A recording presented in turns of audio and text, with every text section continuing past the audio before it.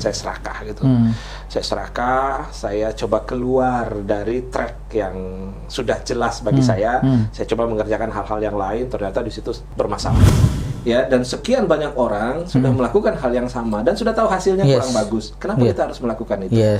Itu satu kesia-siaan, itu buang-buang waktu ya. Maaf, bahasa kasarnya ya konyol. Waktu kami hijrah ke Malang, itu minus.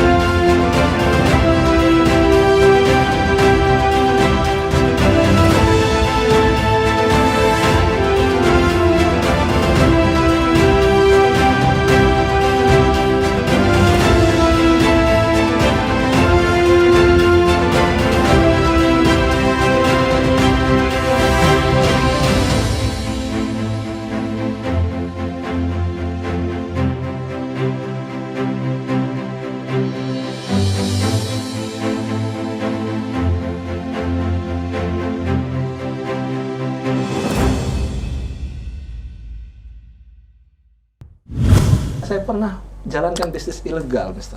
Apa tuh? Wah, ini seru nih. Ini nanti tolong di-track ya kalau mau disensor aja. Apa tuh? Tapi aman lah, saya tidak main di obat, saya tidak main di minuman. Alhamdulillah.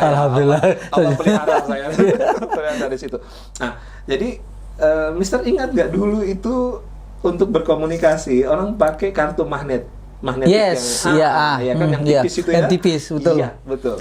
Saya pernah bisnis itu, Mister. Wow. Bahkan saya sempat punya alat untuk produksinya. Wah, jangan-jangan saya langganan ente dulu tuh. Dan saya pernah dikejar Intel semacam booster dikejar dan alhamdulillah lolos. Kalau tidak tak tahu nasibnya bagaimana ya. Jadi seperti itulah proses, tidak membatasi diri untuk belajar ya. Oke. Jadi memang saran saya kepada teman-teman yang memang mau memilih dunia entrepreneur, dalam proses belajar jangan membatasi diri. Yang membatasi itu adalah hal haramnya. Tapi boleh nggak begini bahwa kita belajar itu, orang bijak mengatakannya jatuh di lubang yang sama itu salah, tapi belajar dari pengalaman orang yang jatuh di lubang itu jauh lebih bijaksana. Artinya kan kalau Pak Fahri sekarang ini sudah jatuh bangun dalam bisnis konvensional, networking, akhirnya jatuh juga di networking. Kenapa tidak langsung garap networkingnya? Iya, betul. Gitu. Gimana menurut? Iya, sepakat. Hari ini kita mudah sekali belajar dari pengalaman orang lain. Iya, apakah itu secara langsung atau kita terwakilkan oleh media YouTube lah apa segala macam. Sehingga sepakat. Ketika hari ini kita masih melakukan kesalahan yang sudah dilakukan banyak orang, ya mohon maaf namanya konyol. Kita udah tahu nih. Ya, dan sekian banyak orang sudah melakukan hal yang sama dan sudah tahu hasilnya kurang bagus. Kenapa kita harus melakukan itu? Itu satu kesia-siaan, itu buang-buang waktu ya. Maaf, bahasa kasarnya ya konyol. Kenapa kita tidak mencari contoh orang yang sudah menunjukkan jalan yang sudah jelas hasilnya bagus, ya kan? Tinggal memastikan saja untuk kita secara konsisten mengikuti itu, insya Allah hasilnya akan mirip-mirip. Ya. Jadi memang begini, Mister. Saya pun dari awal ketika terjun di industri network marketing ini, itu meyakini bahwa orang itu sama. Dari awal ini, Mister, saya masih muda dulu. Memang keyakinan itu udah terpatri kuat dalam hati bahwa semua orang itu sama, tidak ada perbedaan. Mereka yang menjadi miliarder di luar sana, entah triliuner apalah namanya, yang begitu sukses luar biasa, tidak berbeda dengan kita. Sama.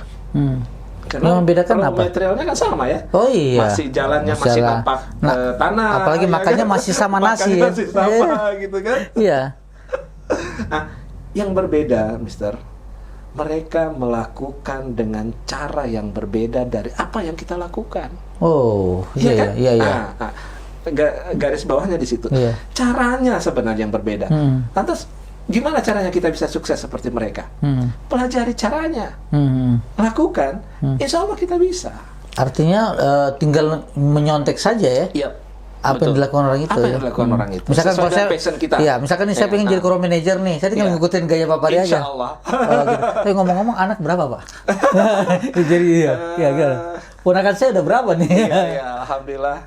Ini amanah dari Allah, ada 6. Oh, alhamdulillah. 6. Iya. Ya dari istri yang satu, baru satu. Kan tandanya RMT kan gitu, bukan? Ini harus disensor. Iya. Harus disensor itu. Oke. Baik, Pak Fahri, saya dengar juga ceritakan istri Pak Fahri sekarang ini sudah mencapai peringkat pendidikan yang orang selalu mendambakannya ya, sebagai seorang doktor S3. Ya. Dan beberapa kesempatan saya ketemu juga dengan istri Pak Fahri, beliau mengatakan saya bisa begini karena dukungan suami. Ya. Nah, apa ente nggak malu tuh? ente kepala batu nggak S1 doang gimana? Itu pun perjuangan gitu. Gimana itu? Iya, jadi sampai dulu itu Mister kami punya julukan untuk suami-suami yang seperti saya, yang istrinya sekolah, kemudian kita ikut, berpindah nomaden ya, dari satu kota ke kota lain. Jadi kalau dulu itu kan ada Dharma Wanita. Dharma Wanita ya. Kalau ini Dharma Pria. Dharma Pria. Jadi institusi istri saya itu kan universitas negeri di Palu ya, namanya Universitas Tadulako. Jadi kebetulan ada beberapa teman yang juga kami sama di bisnis network marketing yang kebetulan sama istrinya juga gitu ya. Lagi studi lanjut gitu ya. Jadi udahlah kita buat komunitas Dharma Pria Universitas Tadulako gitu. Jadi nanti tuh begini, Mister, yang menarik sebenarnya ya memang jujur di awalnya mungkin ada perasaan-perasaan seperti yang Mister sampaikan, tetapi kami dari awal sudah bersepakat bahwa kita tidak membatasi apa yang menjadi passion masing-masing gitu. Jadi memang istri saya passionnya di sana, dia pendidik ya, dia merasa sangat puas, bangga ketika bisa mengajar di kelas gitu. Ya udah silahkan ya. Nah, saya yang merasa passion saya di bisnis, ya saya akan terus mengembangkan bisnis saya. Nah, yang menarik, ini yang menarik, Mister. Kenapa orang perlu berpikir tentang network marketing? Ya, salah satu kelebihan dalam bisnis ini adalah fleksibilitas yang sangat tinggi. Nah, itu dia. Iya. Tidak ada sekat ruang, tidak ada sekat waktu. Ya kan? Dan tidak ada syarat dan ketentuan berlaku untuk orang yang harus terlibat. Ya kan?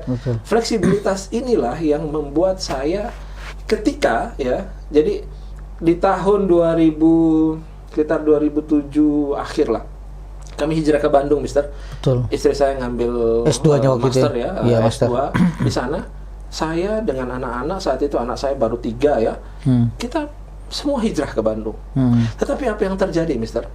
Di sela-sela setelah ketika istri saya ke kampus, saya menemani anak-anak. Tapi ketika istri saya pulang, maka saya yang keluar.